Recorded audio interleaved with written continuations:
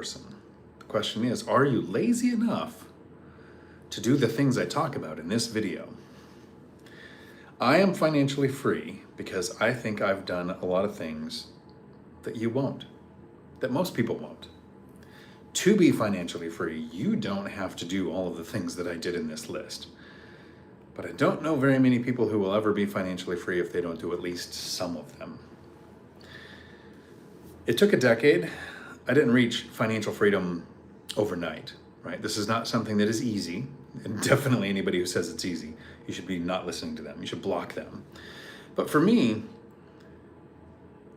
I think being aware of what you're going to need to do is what's going to make it happen. And so I'm just going to list off 11 or so things that I did to reach financial freedom. And then I have a question for you at the end, because the last couple, they're kind of tricky. But being financially free is amazing. No job, no alarm, no boss, no schedule, no meetings that could have been emails, no emails that didn't need to happen. More money coming in every month than I spend. It just keeps stacking up, right? Who wouldn't want this? You might do something different with it. You might continue to work. You might not be as lazy as me. You might not want financial freedom so you can travel and scuba dive and never have to have another job. Or maybe you want financial freedom so you can have a job you love and not have to worry about how much money it makes.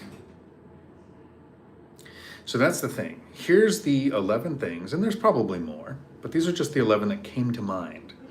But first, one of the things I did that most people won't is I actually decided to create my own pension. There are so many people who live on hopium. They're hoping their 401k and their Social Security, or maybe even their pension, will be enough. And they hope their pension doesn't get raided like the new mayor of New York is talking about raiding the city's pension fund. But even if that's successful, here's why this wasn't a plan for me. Even if that's successful, that means you're retiring when you're so old you'll barely be able to enjoy a few years of go-go.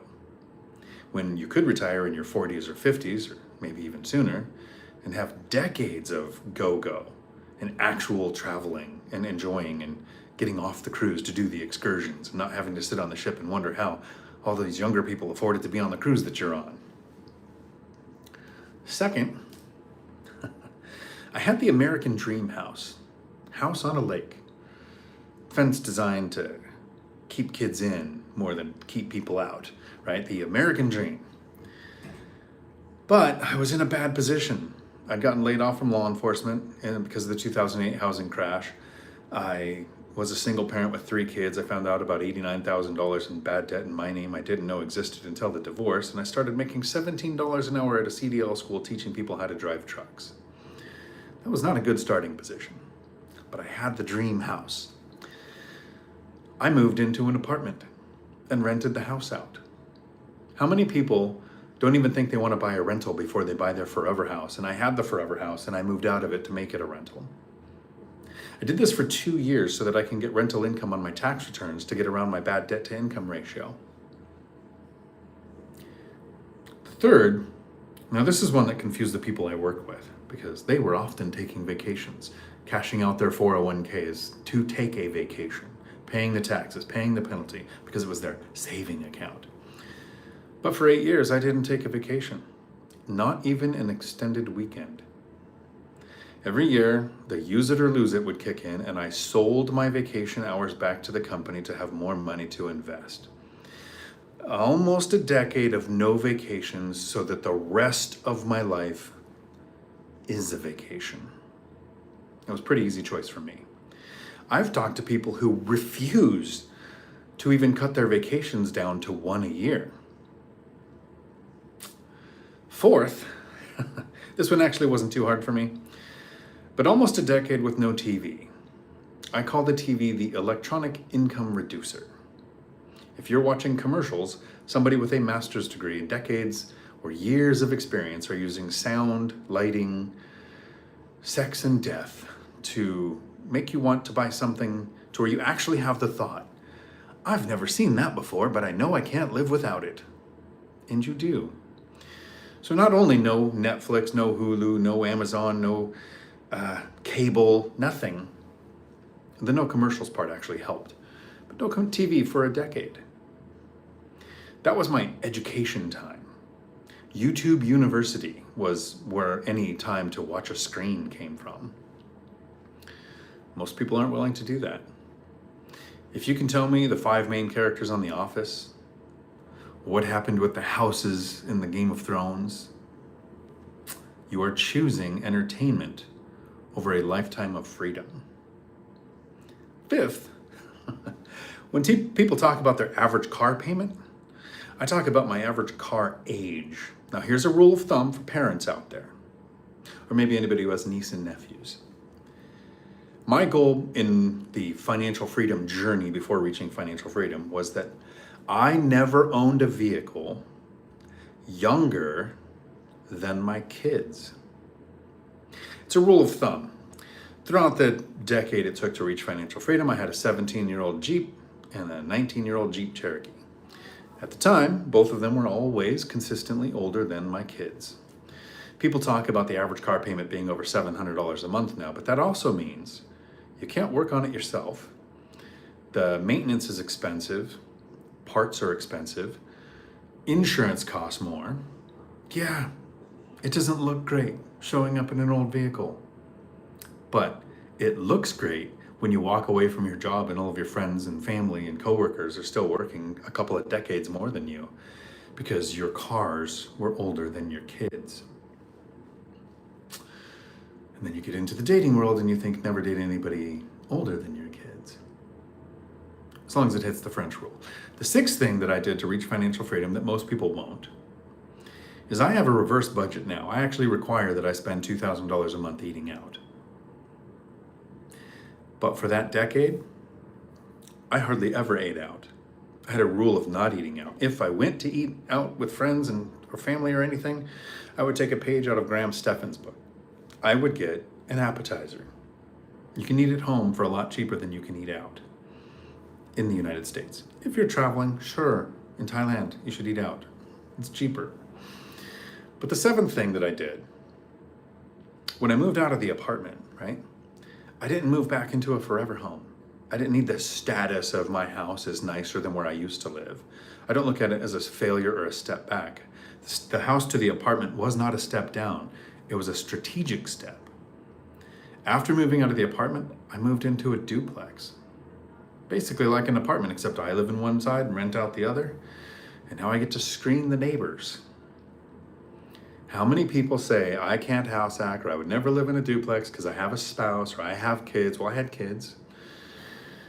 You could buy a house with an ADU, 2 houses on one property. There was one in Puyallup, Washington I was looking at a few years ago that was 2 5-bedroom houses, over 2,000 square foot each, on one property. Separate driveways, separate fenced yards.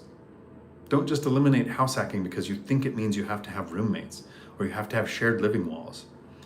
I was willing to do that 3 times. I didn't even get close to the lumberjack landlord's current record of 9, or Mike and or Jeff and Suleika passing up Matt on their next one. Just 3 times. I was actually willing to house hack in retirement. People talk about retiring and having their house paid off. I don't want a paid off house. I want to live for free. It's totally different. I want a house with debt. I want a duplex. My last house hack that I'm selling right now was a duplex on the water in Port Orchard, Washington, with an amazing view. Walk down to the ferries to go have lunch in Seattle when I want, but not have to live near the crazy of Seattle. So that somebody would be living in the property when I traveled, because I just spent 3 months in Thailand and never had one day of concern about my property because my tenant friend that was living there took care of mine while I was gone. People aren't willing to do these things. And this 8th one, this is where it starts to get tricky. I didn't let large amounts of money become a trap. When I started making more money from my investments than I was making at work, my company started paying me more, realizing that the only way to keep me at work was to pay me more than my investments, and I don't think they did that.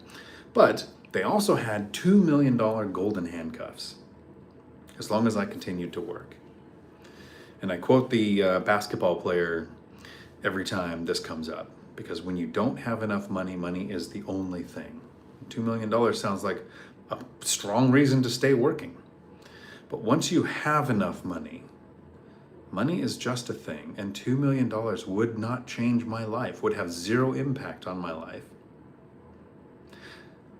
So I will not work decades more or even years more. I retired in 2022 and walked away from $2 million in golden handcuffs. And the only thing that's cool about that is I get to mention it in videos. I have no regrets, no looking over the shoulder thinking, man, if I'd stayed, I'd have more money. Because more money doesn't matter.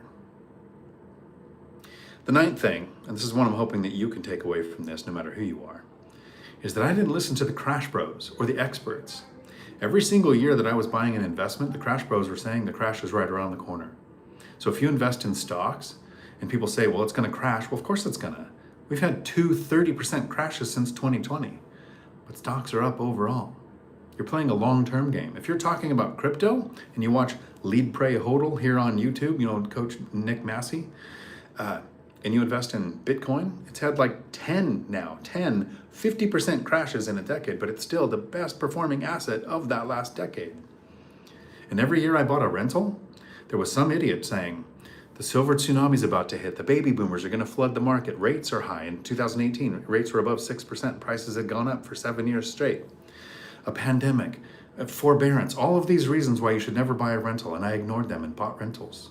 Because even if a crash is coming, you should be investing in stocks or crypto or real estate. Pick your asset class, master it. Doesn't matter to me which one you pick as long as you master one. The 10th thing that, does Washington have earthquakes? What time is it?